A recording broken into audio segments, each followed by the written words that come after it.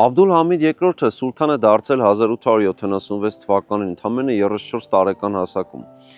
Սուլթանը սկզբնական շրջանում բավական բարդ իրավիճակի առաջ էր կանգնած, որովհետև Բալկաններում տեղի սլավոնական բնակչությունը հենց այդ շրջանում էր ներկայացրել բարենորոգումների անհրաժեշտությունը եւ այլևս չէր ցանկանում ընդունել Օսմանյան կայսրության այն քաղաքականությունը, որ ենթադրում էր քրիստոնյաների իրավահավասար կարգավիճակից ցածր իրավազուրկ կարգավիճակ Օսմանյան կայսրության կազմում, տվյալ դեպքում այդ սլավոնական ժողովուրդների բնորան տարածքներում, իրենց հայրենիքում։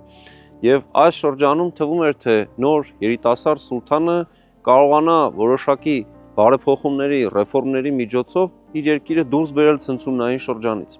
Եվ իսկապես որոշակի շրջանակներ սուլթանական արքունիքում այդպիսի ակնկալիքներ ունեին, եւ այդ ակնկալիքների շրջանակում էր տեղավորվում նաեւ սահմանադրական նախագիծ կազմելու ծրագիրը։ Նախագծի գլխավոր գործընկերն է Converse բանկը, ֆինանսական աշխարհի ձեր հուսալի գործընկերը։